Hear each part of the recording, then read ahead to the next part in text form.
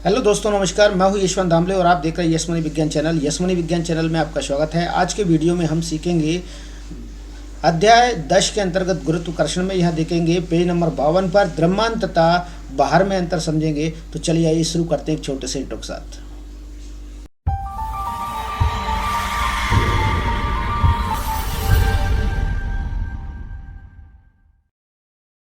प्रश्न आपको page number 153 पर बुक में मिलेगा, ठीक है। वहाँ से आप देख सकते हैं। किताब में एनसीईआरटी की पुस्तक है जो कि आपको मिलेगी। एनसीईआरटी साइंस की किताब है, विज्ञान किताब है, जिसमें आपको पेज नंबर 153 पर क्वेश्चन मिल जाएगा। किसी वस्तु के द्रव्यमान तथा भार में क्या अंतर है, तो इसके बारे में आज हम जानेंगे। इसका उत्तर हम प्राप्त करने की कोशिश करेंगे। तो चलिए आगे हम देख लेते हैं किस प्रकार से। यहाँ से आप देखेंगे आंसर आपके सामने रहेगा, द्रव्यमान तथा भार में अंतर। यहाँ से आप इसका आंसर लिख सकते हैं। ये क्वेश्चन बहुत ही मोस्ट क्वेश्चन के रूप में एग्जाम में चलता है और ये परीक्षा में हर बार पूछा जाता है, ठीक। तो आप एनुअल एग्जाम के हिसाब से तैयारी कर रहे हैं तो आप ये देखिएगा, यहाँ से क्वेश्चन मिलेगा। एक तरफ मिलेगा द्रव्यमान, दूसरी तरफ लिखा गया भार। तो यहाँ सबसे पहली पॉइंट यहाँ पर दिया गया है, किसी वस्तु में निहित कुल द्रव्य की मात्रा वस्तु का द्रव्यमान कहलाती है। वस्तु में कुल द्रव्य की मात्रा जो भी होगी वो उसका द्रव्यमान कहलाएगी। यहाँ अब भार की परिभाषा यहाँ पर स्पष्ट हो रही है। जिस गुरुत्वीय बल से पृथ्वी किसी वस्तु को अपने केंद्र की ओर खींचती है वह वस्तु का भार कहलाता है। यदि आपको परिभाषाएं क्वेश्चन के रूप में आती हैं, द्रव्यमान की परिभाषा लिखिए या भार की परिभाषा लिखिए, तो ये पहला पॉइंट आप परिभाषा के रूप में लिख सकते हैं और इस क्वेश्चन का आंसर आपको यहाँ मिल जाएगा।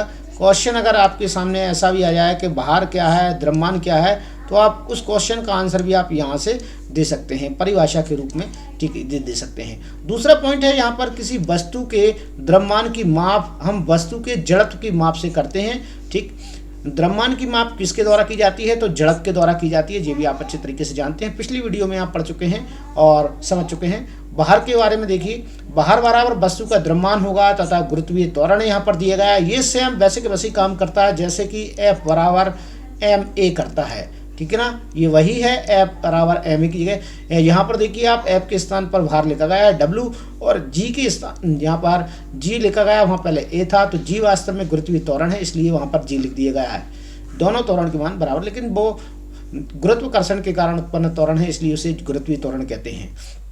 तो यहाँ से आप इसमें अंतर लिख सकते हैं। किसी वस्तु का द्रव्यमान सर्वत्र समान रहता है।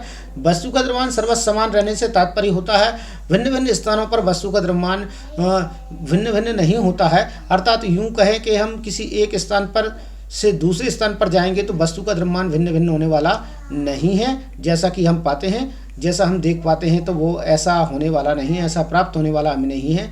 तो ऐसा हमें नज़र भी नहीं आएगा, आप इसे देख सकते हैं। जैसे हम बात करेंगे किसी वस्तु के द्रव्यमान के बारे में बात कर रहे हैं, तो यहाँ पर कोई वस्तु अगर रखी गई है, ये वस्तु जैसे यहाँ पर रखी जाती है, तो वस्तु के बारे में चर्चा कर रहे हैं। कोई वस्तु यदि यहाँ पर मौजूद है तो उस वस्तु का द्रव्यमान, और कोई वस्तु यहाँ पर है, इसका द्रव्यमान यदि m है तो वह चंद्रमा पर भी उसका द्रव्यमान m ही रहेगा। इसका द्रव्यमान चेंज होने वाला नहीं है, इसलिए कहा गया है कि द्रव्यमान कभी परिवर्तित नहीं होता है, ठीक है।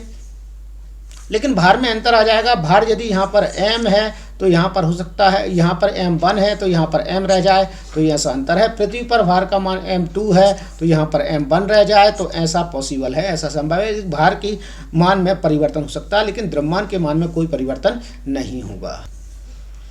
अगला बिंदु यहाँ पर देखते हैं हम, यहाँ मिलेगा हमें चौथे नंबर पर, द्रव्यमान का माप भौतिक तुला द्वारा कर सकते हैं। द्रव्यमान का माप भौतिक तुला द्वारा कर सकते हैं। भार का मापन कमानीदार तुला द्वारा कर सकते हैं। यहाँ पर ये देखा गया है, तो यहाँ से आप इनके आंसर भी लिख सकते हैं। कमानीदार तुला आप जानते हैं, जिसमें कि कमानी होती है, उसकी सहायता से हम इसके भार का मापन कर पाएंगे। भौतिक तुला जिसकी प्रयोगशालाओं में मौजूद रहती है, भौतिक तुला आप देख सकते हैं। द्रव्यमान का माप करने के लिए भौतिक प्रयोगशाला में ये आपको आसानी सरलता से मिल जाएगी, ठीक है। यह एक अदिश राशि है। अदिश राशि होने से तात्पर्य इसमें परिमाण दिशा दोनों का ज्ञान नहीं होता, लेकिन यह एक बाहर एक सदिश राशि है। इसमें परिमाण के साथ साथ दिशा भी मालूम होती है कि कहाँ पर बल लग रहा है, ठीक ना, कहाँ पर भार का मान लग रहा है। तो यहाँ पर हम इसे लिख सकते हैं। आपको 5-6 पॉइंट याद रखना है। अधिकतम आपको 4 पॉइंट्स ध्यान रखना है, 4 बिंदु से ज़्यादा ध्यान नहीं रखना, क्योंकि इस बार जो क्वेश्चन आना है वो वास्तव में 4 अंक से अधिक का क्वेश्चन संभावना नहीं है, एनुअल एग्जाम में आएगा, ठीक है। किसी स्थान पर जी का मान 0 होने पर भी द्रव्यमान परिमाण नहीं बदलता। ध्यान रखना, यहाँ पर गुरुत्वीय त्वरण का मान अगर शून्य हो जाए तो वहाँ वही द्रव्यमान का परिमाण नहीं बदलेगा, जो द्रव्यमान है वही रहेगा।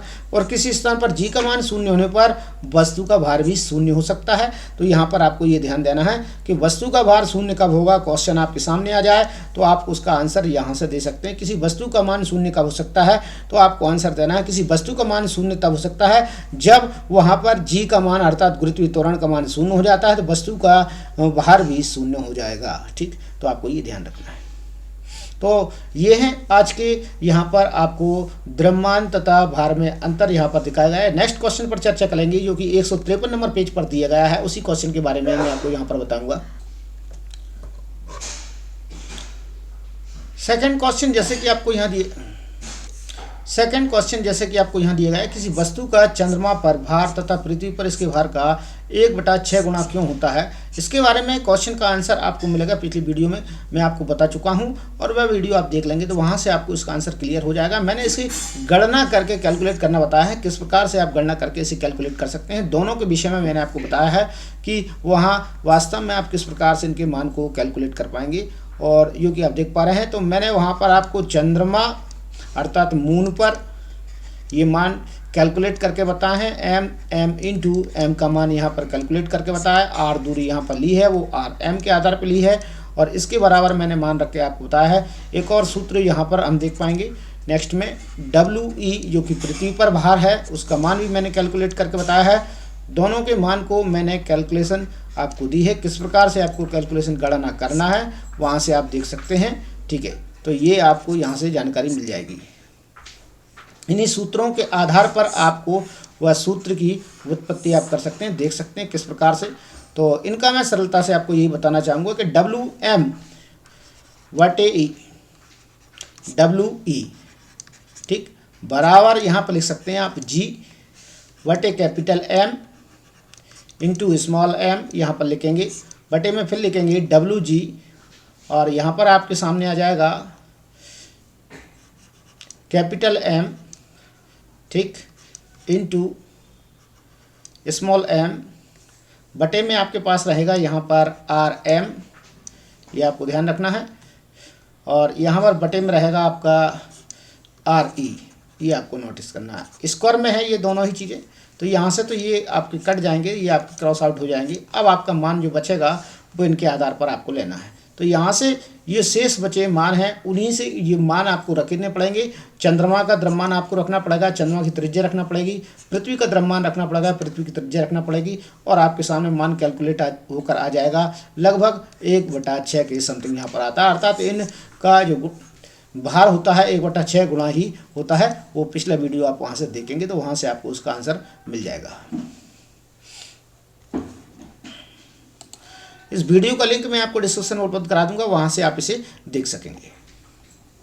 तो आज के वीडियो में इतना ही। हर बार की तरह कहना चाहेंगे, यदि आप हमारे चैनल पर हैं और अभी तक यदि चैनल को सब्सक्राइब नहीं किया है और आप लगातार वीडियो भी देख रहे हैं तो प्लीज़ चैनल को सब्सक्राइब कीजिएगा। आपको इसी क्रम में लगातार वीडियो मिलते रहेंगे। 9 के वीडियो लगातार इसमें डल रहे हैं। और आपको यदि कुछ ऐसा लगता है कि कुछ क्वेश्चन छूट रहे हैं, मिस हो गए, तो आप उन्हें क्वेश्चन के बारे में मुझे कमेंट बॉक्स में लिखिएगा, मैं आपको उन पर भी वीडियो बना कर दूँगा। वीडियो अच्छा लगता है तो लाइक जरूर कीजिएगा, दोस्तों के साथ में शेयर कीजिए।